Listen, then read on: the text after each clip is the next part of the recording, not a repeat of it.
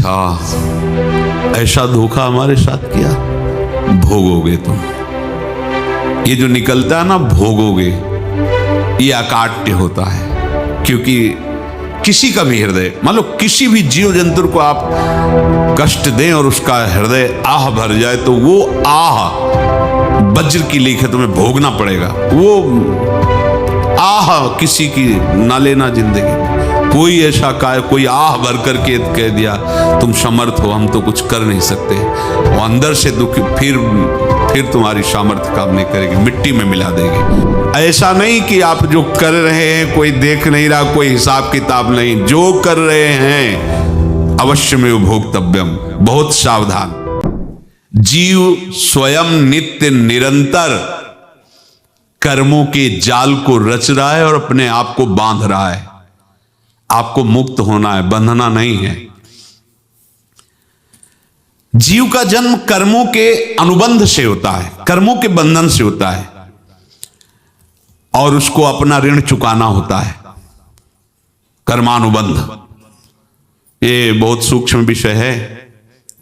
जैसे आप जिस परिवार में जन्म लिए हैं, तो उस परिवार के लोगों से आपका ऋण है, इसलिए उसी परिवार में आप आए हैं। और ऋणानुबंध, उसको बिना चुकाए या बिना वसूल किए आप वहां से जाएंगे नहीं। आपको लेना है तो वसूल करना है, और देना है तो चुकाना है। ये पूर्व के जन्मों से निश्चित किया गया है। जैसे किसी के यहां पुत्र हुआ, जन्म से ही पैसा खर्चा शुरू हुआ, बड़ा हुआ तो उद्दंडता के द्वारा मार पूरे परिवार को क्लेश पर क्लेश देता चला जा रहा है। ये तुम्हारे कर्म का फल है।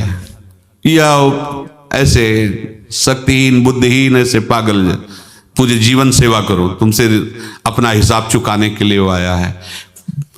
अब परिवार के जो सदस्य जुड़े आके, मतलब पत्नी आते ही पूरी हृदय में आनंद, परिवार में आनंद, और जीवन भर वो आनंद ही सुख देने के लिए उसका जन्म हुआ। वो अपना ऋणानुबंध मुक्त, और आते ही भयंकर क्लेश खड़ा कर दिया, बीच में दीवार और झगड़ा और ऐसा, फिर अतरे दिन मारपीट शुरू, कलह अशांति, पूरा जीवन नरक हिसाब करने आए। यहां ऋण चुकाए बिना कोई जा नहीं सकता, ऋण चुकाना पड़ेगा। किसी का ऋण वसूल करना है तो किसी को ऋण चुकाना है, दोनों काम करने होते हैं। अनेक जन्मों में अनेक लोगों के साथ हमने जो बर्ताव किए हैं, अच्छे या बुरे, वो होंगे। अब किसी आदमी को हम जानते नहीं, अचानक मिला, अचानक टक्कर लगाओ, मार पीट गाली गुप्ता सब कर दिया, चुपचाप सह लो। क्यों? ये आपका हिसाब है, पूर्व का हिसाब। हमारा उससे कोई द्वेष नहीं, कोई संकल्प नहीं। अचानक घटना घटी और हमसे द्वेष करने लगा, हमें पीटने लगा, हमें गालियां दे, ये हिसाब है, चुपचाप सह जाओ। अपने घर का भाई ही भारी दुश्मन बन गया और क्लेश दे, हिसाब है। एक प्रभुदत्त ब्रह्मचारी जी की वाणी में पढ़ा था, एक महात्मा जी भ्रमण करते थे, तो उस समय असरफियां चलती थी, मोहरे असरफियां, तो उनको भेंट में देते लोग। तो या तो ठाकुर सेवा में लगे तत्काल, या संत सेवा में तत्काल लगे, उसका संग्रह करके डोलना ये ठीक नहीं है बैरागी के लिए, सिद्धांत में ये ठीक नहीं है।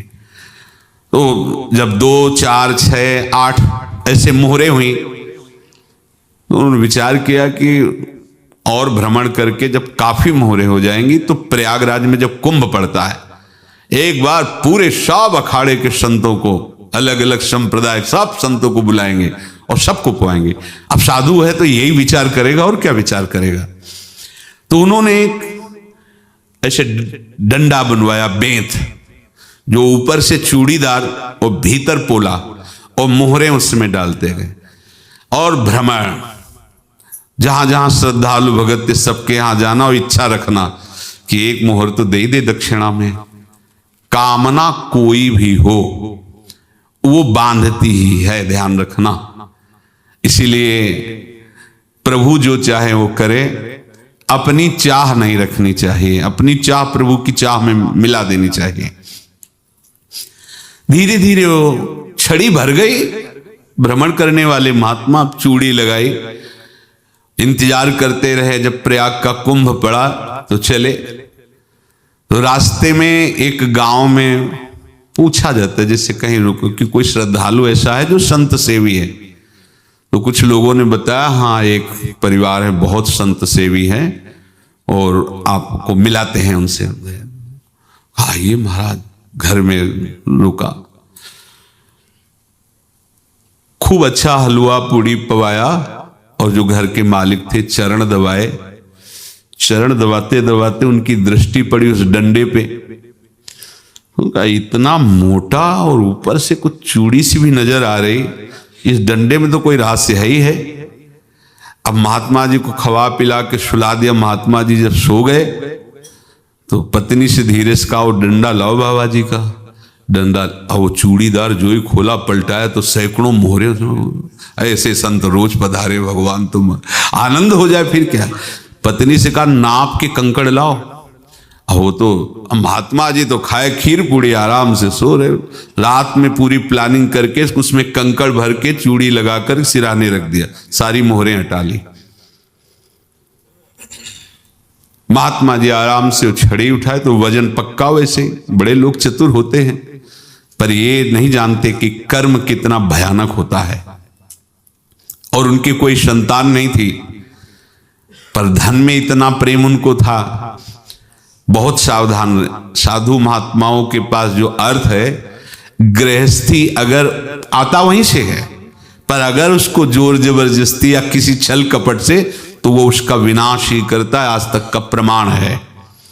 अब उनको ये भाव पता नहीं होगा, या पता होगा तो लोभ के कारण वो उसको मान नहीं पाए होंगे। महात्मा जी गए प्रयाग में, किसी अखाड़े पर रुके और वहां प्रार्थना की कि कल जो है संपूर्ण अखाड़ों का निमंत्रण किया जाए और सब संतों को भोग पवाया जाए और उनको दक्षिणा भी दी जाए। महंत ने सोचा कि बहुत बड़ा है तो उत्सव है, क्योंकि प्रयाग में कितने हजारों संत महात्मा सब। तो उनका महाराज बोरों इसमें चीनी और टीनों घी लगेगा, सब व्यवस्था। बोले आप मंगाइए, एक एक हिसाब हम करेंगे, हमारे पास सब व्यवस्था है। बोले कुछ तो पहले दे दो, वो इकट्ठे देंगे हम। उनको था कि अगर हम छड़ी खोला और दो चार मोहरे दी, किसी को पता लग गया तो गड़बड़ हो सकती। बोले हम भंडारे के समय आखिरी में सब कुछ आपको दे देंगे। ठीक है। वो अपने पास से पैसे लगाकर खूब जितना सामग्री सब लाए, लाखों की, और सब संतों को निमंत्रण कर दिया। संत जन निमंत्रित हो गए, भंडारा बन रहा है। तब वहां के महंत है और उनका देखो भंडारा भी बन रहा है, संतों को निमंत्रण। अब आप अर्थ की व्यवस्था कीजिए, क्योंकि इतनी बड़ी हमारी सामर्थ्य नहीं थी जितना हमने किसी तरह हमने व्यवस्था की। अब मुझे अर्थ चाहिए, तभी आगे की व्यवस्था बढ़ेगी। संतों को दक्षिणा देंगे और जिनसे अर्थ लिया उनको दे। देखो रसोई बन गई है सब। उनका अच्छा तुम्हें विश्वास नहीं तो ये अभी चूड़ी खोली, उनको तो था ना कि मोहरे हैं, कंकड़। तो जैसे कितना उनको सदमा लगा होगा, हजारों संतों का निमंत्रण, रसोई बन, मतलब संत हो के छल कपट। तो उनका महाराज आपने तो हमारा नाश कर दिया, जो महंत थे। अब बताओ रसोई बन गई, संत निमंत्रित हो गए और आप ये कंकड़ दिखा रहे हैं हमको। आपने तो हमें बर्बाद कर दिया, हमारी इतनी सामर्थ्य नहीं थी, आप पहले बता देते। संत होकर ऐसा छल कपट। अब वो बोले तो क्या बोले, क्योंकि उनको पता था कि मोहरे हैं इसमें। अंदर से उनका चिंतन गया उसी सेठ के पास, अच्छा ऐसा धोखा हमारे साथ किया, भोगोगे तुम। ये जो निकलता है ना भोगोगे, ये अकाट्य होता है। क्योंकि किसी का भी हृदय, मान लो किसी भी जीव जंतु को आप कष्ट दें और उसका हृदय आह भर जाए, तो वो आह वज्र की लेख है, तुम्हें भोगना पड़ेगा। वो देखो भीष्म जी को भोगना पड़ रहा है ना। सांप को ऐसे धनुष की नोक से उठाया और बंबूल के कांटों के ऊपर फेंक दिया, कई दिन तक छेदा हुआ, वो आह भर करके मरा। तो आपको 6 महीने बाणों की सैया पर आह किसी की ना लेना जिंदगी में। कोई ऐसा कोई आह भर करके कह दिया तुम समर्थ हो, हम तो कुछ कर नहीं सकते, और अंदर से दुखी, फिर तुम्हारी सामर्थ्य काम नहीं करेगी, मिट्टी में मिला देगी। फिर ये तो संत थे और भगवत आराधना के लिए, संत आराधना के लिए ही ऐसा किए हुए थे। अब इनका कैसे मुंह दिखाएं, अब क्या करें। सुबह संत जन आएंगे, सबके बीच में हमारी कि देखो इन्होंने, अब क्या करें। गए और संगम में जाके छलांग लगाई, अपने प्राण त्याग दिए। अब उनके तो पास मोहरे थी और व्यापार बढ़ा, और 9-10 महीने बाद ही लड़का हुआ। अब तो उनको कि संत फलीभूत हो गया, देखो व्यापार चल रहा, लड़का नहीं होता था, लड़का भी हो गया, बड़ा आनंद छा रहा है। जब से वो प्रकट हुए और धन की वृद्धि शुरू हो गई, पढ़ाई लिखाई में उनके खर्चा हुआ सब, बस बीमारी शुरू हो गई उनके शरीर में, अब उसमें पैसा जाना शुरू हुआ। इतने आसक्त तो वो दोनों हो गए कि कुछ भी हो, व्यापार ठप, संपत्ति बेचना शुरू।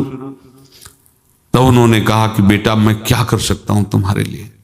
बोले हमारी अंतिम इच्छा है प्रयाग चलो, और जितने प्रयाग में संत महात्मा सबको एक बार भंडारा करवाओ, हमारी इच्छा अंतिम है, क्योंकि अंतिम यही इच्छा थी। बोले अब ज्यादा संपत्ति तो नहीं रह गई, तो बोले घर बेच दो, मेरे लिए ही तो है, बेच दो। मुझे लगता मैं बचूंगा नहीं, पर मेरी अंतिम इच्छा पूर्ण कर दो। घर बेच दिया, जेवर बेच दी। वहां गए, जब संत सेवा की तो बोले मुझे संगम तक ले चलो। संगम तक ले गए और बोले समझे तुम चुराए थे और हमने उसको छीना है, कुछ नहीं रह गया तेरे पास कुछ, अब केवल ममता और आसक्ति में जलकर मर और नरक प्राप्त कर। मैं वही महात्मा हूं जिसकी तूने मोहरे ली थी, शरीर छोड़ दिया। महात्मा को जन्म लेना पड़ा और इनको दुर्गति भोगनी पड़ी। ऋणानुबंध होश में, ऐसा नहीं कि आप जो कर रहे हैं कोई देख नहीं रहा, कोई हिसाब किताब नहीं, जो कर रहे हैं अवश्य में भोक्तव्यम, बहुत सावधान।